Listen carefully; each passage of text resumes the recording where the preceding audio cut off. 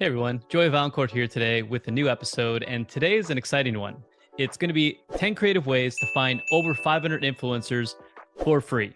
That's right, over 500 for free. So I'm going to take you through a specific framework and exercise that you can do in around 1 to 2 hours. It's going to give you a list of over 500 influencers at the very least. All right. So, a quick story before we get into this, because I think it's important to frame exactly what my background is beyond having worked with over 2,500 partners and all the other credentials that I'll give myself as far as working with over $100 million in sales, etc. I didn't have a cell phone until I was in my mid 20s. That's right. So I never had one, never really needed one at the time. It sounds absurd in these days, but yeah, I never had one. And I didn't really know social media. I used it not effectively, and I didn't know how to monetize it or even use it as a monetization channel for the affiliate consulting and affiliate clients I was working with. So that being said, I just want to say that if you're just starting in this, if you already have a cell phone, you already know social media, you're way ahead of the curve from where I started. Okay. So just a little motivational background there.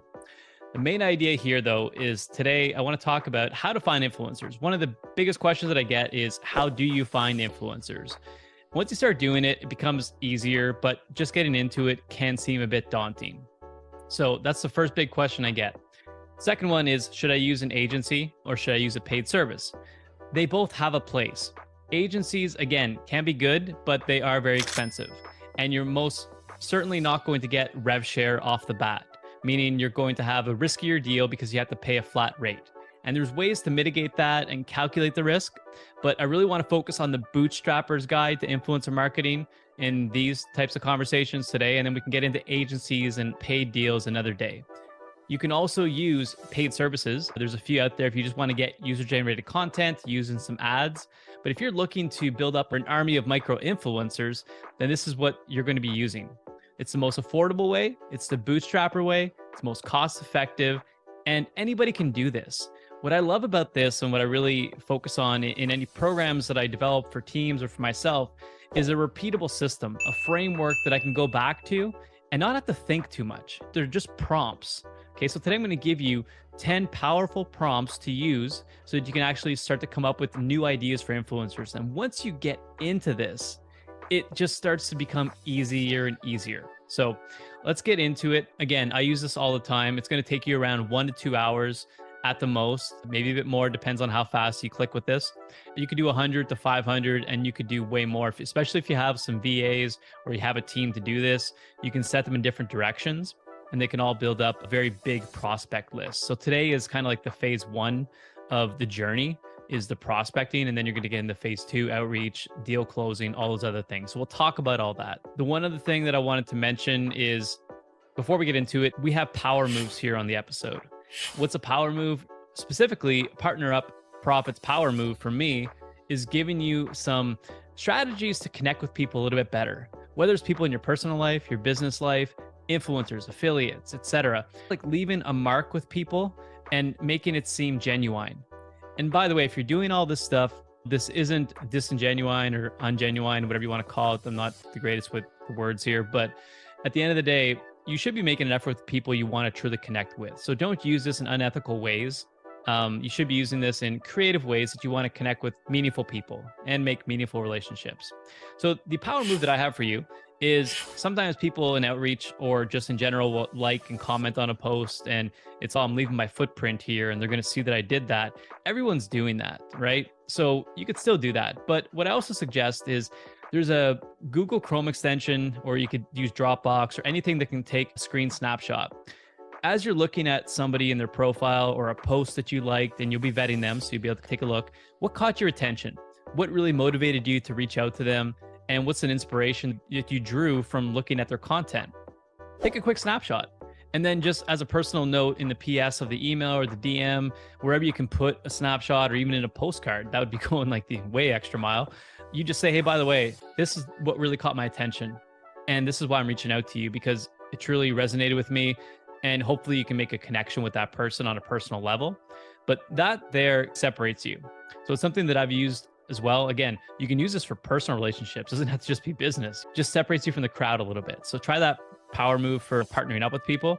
And I think you're going to see some good results. But let's get into it. The top 10 creative ways to find over 500 influencers. All right, power move and step number one.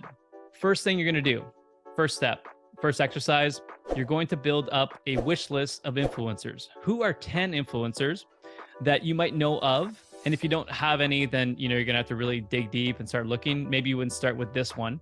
But if you have 10 influencers that forget about their follower accounts, okay? It doesn't really matter what their follower accounts is for this one because they're not necessarily going to be your targets, although they could be. But you just want to say these 10 influencers are the best ones possible. From there, you're going to look at each individual one. You're going to find out, and you just have to look at their profiles. Usually it's in their descriptions, or most of their posts will have some hashtags. Find their most popular 3 to 5 to 10 hashtags that they continue to repeat. List them underneath that influencer. Do that for each influencer for all 10. And if you do it for all 10 and you put 5 hashtags, you're going to have at least 50 different, again, influencers within this category and extensions to go down rabbit holes and find new ones based on the hashtags. That's number one. Number two, influencer lookalikes. Once you've found some influencers that you like, again, you could base this on your top 10 influencers, or you can create a whole new subset based on who you're finding through the hashtags from the previous exercise. You're going to then say who that influencer one, John Smith or Sarah Smith, who has related accounts to these people. You're going to list, again, under each person, list 4 to 5 to 10 people, and then go to the next person. There's going to be some overlap, but try to just, if you can do deduplicates in your sheets or whatever software you're using, try to get rid of them. But this should, again, build anywhere from 50 to 100 influencers. Number 3, interest-based hashtags. Okay, so again, you're going to be leveraging previous exercises to build upon each of the next ones. And by the way, all of this is a framework that I have in the Influencer Marketing Mastery course, where we teach you how to build an influencer program from the ground up. And this is just part of the framework. So this is built into it. It's a prompt system called the Perfect Partner Prospecting Playbook, and it's called the Influencer Idea Generator. So we run this again and again. It's just part of the phase 1 of the prospecting. So interest. Think of interest. Now, I've got a book in front of me.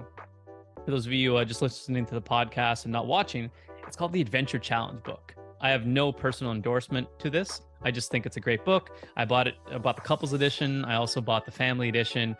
And I love the book too, because it gives you prompts for just things to do with your family, activities to do with your wife or your spouse. What I'm going to do right now is just think about this off the top of my head. I really haven't done any research in this, so this is my way of thinking through it. So interests, okay? So I'm thinking of hashtags, and again, I'm going to think of 10 different hashtags that they could possibly use, or just even what they're using currently.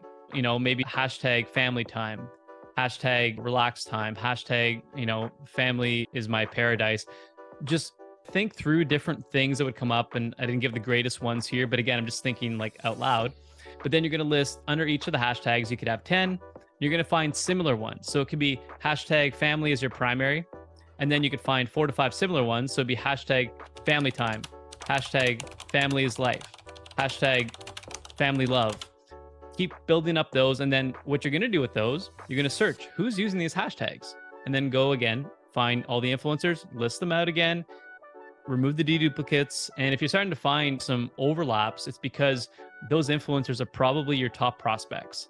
So you might even want to take a little tally and start to record how many times they come up across these exercises, so that you really know how much it's compounding as you're going through. So it's really cool that way.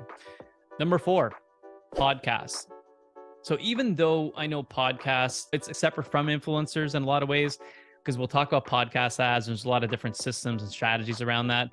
But even if they don't have a strong social following, thinking of who has a great podcast in your category of which you're selling, whether it's nutrition, health, fat loss, lifestyle, who's a top podcast out there? And then what you're going to do is they should have some sort of social following. Whether they're a lookalike influencer you want to target or not is not really the primary here. The primary is find the related accounts to them. And hopefully the related accounts are people that are strong on social. And yeah, they might have a podcast too. And the people that you find as podcasts could be an influencer. But that's another exercise. So that's number 4. Then you're going to go and find your direct competitors, the people that are selling the exact same product as you. So who are your direct competitors? 5 to 10, however many you can. And even if they're not necessarily like selling the exact same product, but even products that would potentially be a non-compete. If you tried to strike a deal with somebody, they might say, oh, I can't do that deal. The purpose isn't to steal away the influencers, although you could do that. I'm not advocating for that. But the purpose is to find the influencers that are already promoting a product that is exactly like yours. And then you're going to find out the hashtags they're using and the related accounts. And hopefully all of those will lead to influencers that are non-competes with that particular influencer lookalike. Again, to recap, don't steal the influencer as a primary, although you can, but you're really looking for the related accounts who aren't promoting the same product as that primary influencer is. Out 10 influencers, list out 5 to 10 hashtags for each of those. That'll give you a list of 50 to 100. All right. On to the next one. Let's get into similar audience brands, not the same product. So this one is a little bit different. So think of it this way.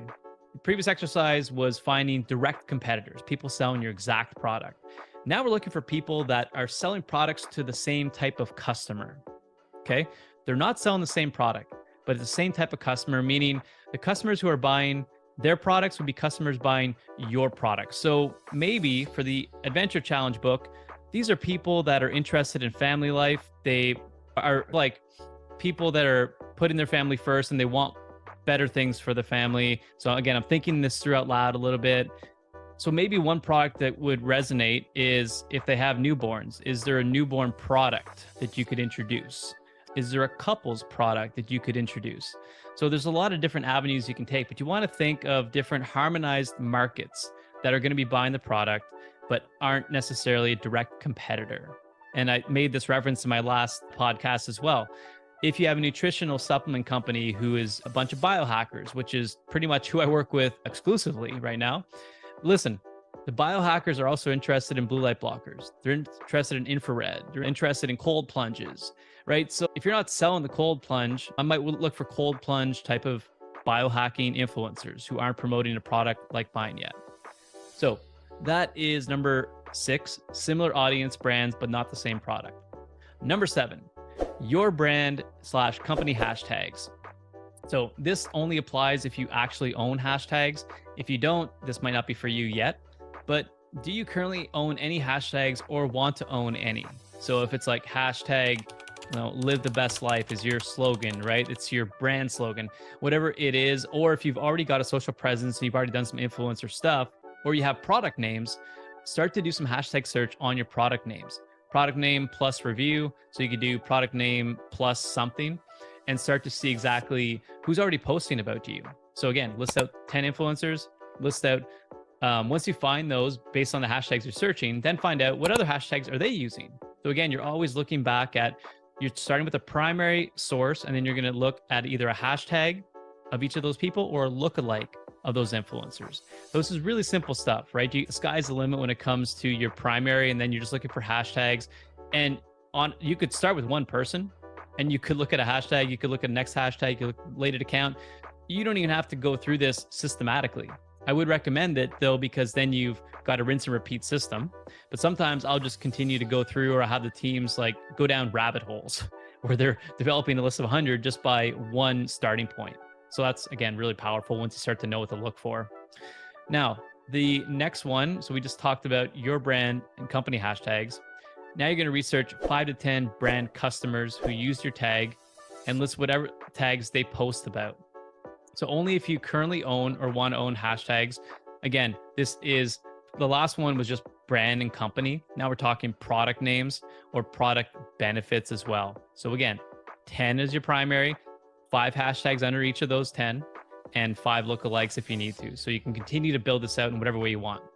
Number 9, related events. Now this one is one of my favorites. Not a lot of people think of this. Of course, everyone knows that influencers are at events, but they think, oh, I'll sponsor an event. Sponsoring an event could be messy, both from, am I getting my revenue back? Am I getting my ROI back? What I look at events for, beyond just sponsoring it or being there with a booth, is who's attending those events. So if you're on a bootstrapper's budget, or you're just not wanting to travel, or you just don't have the means to at whatever time, you don't have to go to every event. But I would have someone from your team or yourself make a list of all the events that you'd love to go to. Or again, look through your influencers and see what events are they attending. List out 10 events. And then under those 10 events, you can most likely see who's speaking there. You can sometimes get lists of people that are attending if you talk to the organizers and you say you want to basically offer some influencer deals with them or partner up with them on things. And that's a very valuable sponsorship that I would invest in. I don't always invest in, or I wouldn't always invest in tables or like brand awareness campaigns, but I would invest in partnering in some way that gets you access to the list of influencers so that you can email them, intro them to your product, your company, and your program. So again, list the top 10 events. And then from there, each event, you could have 5 influencers, 5 to 10, but then pick your primary influencer at an event. And then who are the lookalikes? What are the hashtags you're using? And you just keep building this out. And again, right now, I mean, you do the math, we're up over 1,000 if you did 50 to 100 names per exercise. So really, really powerful stuff. The last one is lookalikes / similar accounts to your top picks. So I know we've talked about this throughout them all, but ultimately you're going to go back and list out, start with 10, your 10 best ones that you really love and you absolutely think that they're the perfect match for you. Now you're going to go back and start listing all the similar accounts again and compose a new list, removing the deduplicates as much as possible and finding people within range. It's very important that even though somebody has 10,000 followers, if you look for similar accounts, there are some free softwares and some paid services that you could potentially use. It's not a service or an agency. It's a criteria matching software that you could invest in. And basically you're saying that I don't want to find anyone with over 50,000 followers, or I don't want anyone less than 500 followers. But ultimately, you don't need to do that. I would start with these 10 exercises, build out 5 to 10 hashtags per influencer for each 10, and you will come up with over 500 names. And once you get the framework, and again, you can download this as part of the course, the full-on how to build your own influencer marketing mastery program in your affiliate world, in your affiliate program, in your business development. Yeah, literally 500 names, and you can do this in around 1 to 2 hours. It doesn't take that long once you have the framework, because you just removed all the thinking from it. You're not having to start from scratch. You're not sitting there with a pad and paper or in front of your keyboard and thinking, where do I start? So I really like that. I really love frameworks and systems. So action step after this, you don't have to get the course. It's a done for you system, but you can also just listen to this podcast again, list out the top 10 ways and create a quick Excel, all these 10 ways. And then, like I said, under each 10, list 5 hashtags or 5 lookalikes, build out your list, start to prospect them. It won't take you more than a few hours. And then this is something that will last you at least a few weeks to a few months of outreach, depending on your team size. And hey, if you're at the point where you're outreaching and you're capable of outreaching 500 influencers every couple of weeks, rinse and repeat this, get creative. And this is just the tip of the iceberg. So I said 10 influencers per an interest hashtag. You could list out hundreds of influencers, and then under hundreds of influencers, repeat the hashtag and lookalike exercise again and again. So it depends on your starting point, but at the very least, if this is your absolute, you're at the beginning phase, you're at the beginning of your journey, build out a list. You'll see how easy it becomes, and it's going to become real simple for you to continue to do it and find it. You're going to say, oh my God, why didn't I do this from the beginning? So I wish you the best in this. If you have any questions, as always, reach out to me. And I hope you got something from this episode and you take action on it immediately. All right, till next time, we'll see you later.